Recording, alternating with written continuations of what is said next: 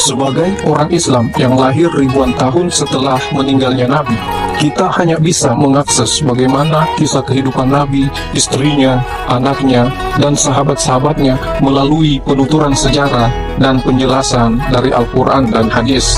Tapi tahukah kalian bahwa ada kisah-kisah kehidupan di antara mereka yang seolah-olah disembunyikan dari pengetahuan umum? Namun, sejarawan mencatat tidak hanya hal-hal atau kejadian-kejadian indah dalam kehidupan keluarga Nabi dan juga Islam yang dicatat, tapi juga mencatat hal-hal perselisihan di antara mereka. Dan salah satu kejadian yang tercatat dalam sejarah namun seolah disembunyikan kepada umat Islam secara umum adalah perseteruan antara istri Nabi, yaitu Ummul Mukminin Aisyah, dan menantu Nabi Amirul Mukminin Ali bin Abu Thalib. Bagaimanakah kisahnya? Mari kita bahas. Salah satu sebab perselisihan antara Aisyah Ummul Mukminin dengan Ali bin Abi Thalib Amirul Mukminin adalah kasus hilangnya kalung Aisyah pemberian dari Nabi Muhammad SAW dalam sebuah ekspedisi Islam yang dalam sejarah Islam dikenal dengan kasus kalung. Tapi jauh sebelum kejadian tersebut, keduanya memang sudah menampakkan tanda-tanda ketidaksenangan, terutama pada awal pernikahan Nabi dengan Aisyah. Nampaknya Ali bin Abi Thalib belum bisa menerima kalau ada orang yang menggantikan Siti Khadijah sebagai istri Nabi. Sebagaimana kita ketahui bahwa Khadijah adalah salah satu orang yang membesarkan Ali bin Abi Thalib sekaligus menjadi ibu angkatnya. Begitupun Aisyah nampaknya tidak terima jika ada orang yang akan mengungkit-ungkit kehidupan Khadijah yang sudah tiada lagi, apalagi sampai membandingkan dengan dirinya. Dan jika ada orang yang akan melakukan hal itu, maka ia adalah Ali bin Abi Thalib. Belum lagi ketika ayah dari Ummul Mukminin, yaitu Abu Bakar, ingin menikahi putri Nabi, namun ditolak oleh Nabi. Alih-alih menerima pinangan Abu Bakar, Nabi malah memilih menikahkan putrinya Fatimah As-Zahra kepada Ali bin Abi Thalib. Pernikahan ini merupakan pengecualian khusus, dan untuk menunjukkan keistimewaan pernikahan ini, Nabi tidak hanya merayakan pernikahan tersebut, tetapi juga mendasarinya dengan satu persyaratan. Fatimah dan Ali harus mengikuti teladan pernikahan monogami Nabi dengan Khadijah. Nabi sepertinya ingin mengatakan bahwa pasangan Ali bin Abi Thalib dengan Fatimah As-Zahra adalah menjadi pengganti pasangan Nabi dan Khadijah yang baru, yang akan melahirkan putra-putra yang Nabi dan Khadijah tidak dapatkan dalam pernikahannya. Dan benar bahwa Nabi akhirnya mendapatkan cucu putra-putra yang telah dinantikan dan didambakan, yaitu Hasan dan Husain. Dan kedua putra ini langsung menjadi cucu kesayangan sang Nabi. Dikatakan bahwa tidak ada kasih sayang yang lebih murni melebihi kasih sayang seorang kakek kepada cucu. Dan jelas Nabi bangga dan mencintai cucunya tersebut selama hidupnya. Diceritakan juga bahwa suatu ketika bahkan Nabi bisa memangku cucunya tersebut berjam-jam dan tidak segan-segan untuk bermain kuda-kudaan dengan cucunya. Punggungnya yang mulia menjadi tunggangan kedua cucu kesayangannya tersebut. Kedua cucunya ini adalah masa depan keberlanjutan keturunan Nabi dan juga keberlangsungan Islam. Kita kembali kepada perselisihan Ummul Mukminin dan Amirul Mukminin Ali bin Abi Thalib. Jelas tidak bisa menggantikan sosok Khadijah. Biar berapa kali pun Nabi menikah setelah Khadijah meninggal, termasuk pernikahannya dengan Aisyah. Begitupun bagi Aisyah, baginya dirinya adalah istri Nabi yang paling superior, cantik dan muda. Ummul Mukminin tak akan membiarkan jika ada orang yang membanding-bandingkan dirinya dengan Khadijah, apalagi Khadijah sudah meninggal. Jauh sebelum kasus kalung hilang, sebelum manik-manik itu lepas dan berhamburan di gurun pasir dan bergulir sebagai gosip, sebagaimana dijelaskan oleh sejarawan Leslie Hasleton dalam buku Abd the Prophet, bahwa Ali bin Abi Thalib sudah merasa tidak senang dengan sikap Aisyah yang kadang kekanak-kanakan. Di mata Ali, istri muda Nabi tersebut bukan sosok pengganti yang sepadan dengan Khadijah.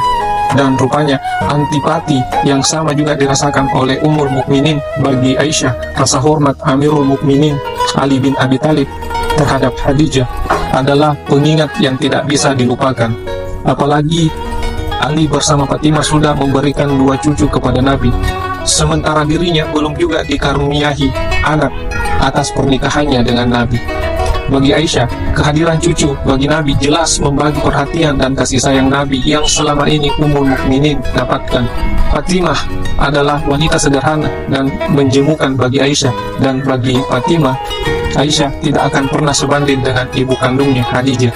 Mungkin itu juga latar dari ketidakakuran keduanya. Suatu ketika diceritakan bahwa Aisyah membicarakan keburukan Khadijah, dan hal itu jelas membuat Nabi marah. Karena Aisyah bukan tipe perempuan pemaaf, jelas Ummul Mukminin tersebut akan terus mengingatnya. Sekarang Aisyah tidak mungkin bisa lagi memojokkan Khadijah di depan Nabi, maka paling aman untuk melampiaskannya adalah ke Fatimah Asy'ariyah, perempuan sederhana, lemah fisik dan sakit-sakitan.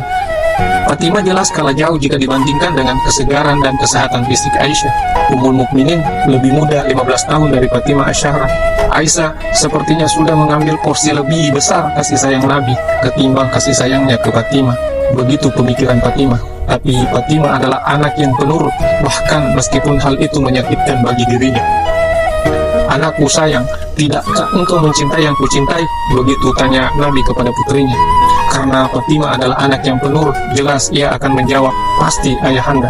Dan kata-kata Nabi tersebut mengisyaratkan bahwa cintanya ke Aisyah begitu besar, yang bahkan membuat orang-orang di sekitarnya merasa cemburu. Tapi bagaimanapun Fatimah dan Ali bin Abi Thalib merasa cinta Nabi berkurang terhadapnya.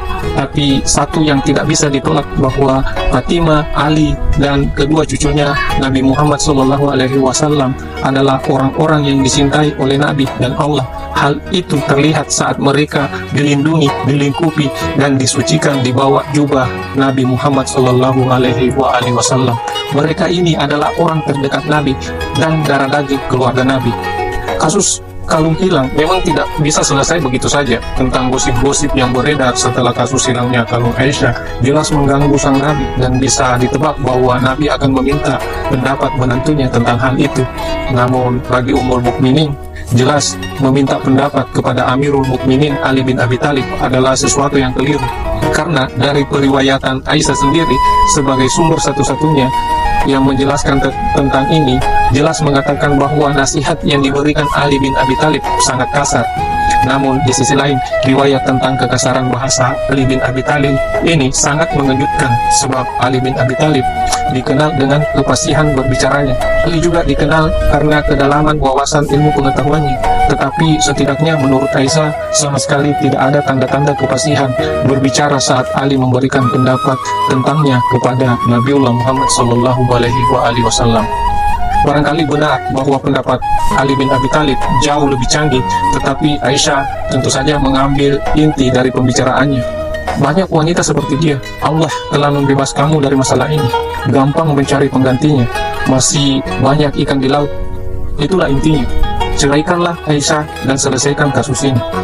Inilah pendapat yang diutarakan oleh Amirul Mukminin kepada Nabi setelah kasus kalung hilang yang membuat Aisyah sama sekali tidak menyukai keberadaan Ali bin Abi Thalib di sisi Nabi. Inilah pondasi awal keretakan kekeluargaan Islam yang baru tertanam, yang bisa saja berpengaruh besar terhadap sejarah perang Islam setelah Nabi meninggal. Bibit-bibit kebencian jelas tertanam dan menunggu momen kapan amarah yang tertampung ini meletus. Aisyah mungkin bisa saja memaafkan Nabi, tapi tidak dengan Ali bin Abi Thalib. Bahkan ketika sang Nabi terbaring sekarat 7 tahun kemudian, peristiwa yang pada akhirnya menempatkan Aisyah sebagai pemimpin pertempuran di sana melawan Ali bin Abi Thalib pada perang Jamal. Perang ini adalah perang pertama di masa pemerintahan Khalifah Ali bin Abi Thalib, sekaligus tercatat sebagai bagian dari perang saudara pertama dalam dunia Islam. Meskipun perang saudara ini terjadi dengan alasan untuk menuntut balas atas kematian Khalifah Utsman, namun nyatanya tak pernah ada penyelesaian yang benar-benar membuktikan bahwa perang ini murni untuk membalas kematian Khalifah Utsman, ataukah memang justru terjadi karena ada motif yang lain. Tidak ada yang tahu pasti. Tapi satu yang pasti, terutama yang dicatat sejarawan Leslie Hazleton, bahwa jauh sebelum perang ini pecah, perselisihan antara Aisyah dengan Ali bin Abi Thalib sudah terjadi. Nasihat Ali bin Abi Thalib kepada Nabi tidak akan pernah dilupakan oleh Aisyah. Bahkan hingga saat ini, terutama oleh umat muslim Sunni, memberikan gelar kepadanya dengan sebutan Al-Mubra'ah, yang berarti terbebaskan dari fitnah. Oke, sekian video ini. Apapun yang terjadi dengan sejarah Islam, hanya Allah yang tahu pasti. Kita yang hadir di belakangan hanya bisa menebak melalui sejarah dan kisah-kisah sesuai dengan referensi kita masing-masing. Kisah-kisah dan kejadian-kejadian yang terjadi dalam dunia Islam, dalam sejarah Islam, harusnya tidak menjadi perpecahan di kalangan umat Islam, tapi sebagai proses pembelajaran. Terima kasih sudah menonton. Buat kalian yang baru saja menemukan channel ini, jangan lupa subscribe, komen, like, dan share biar kita bisa bertemu dalam pembahasan selanjutnya.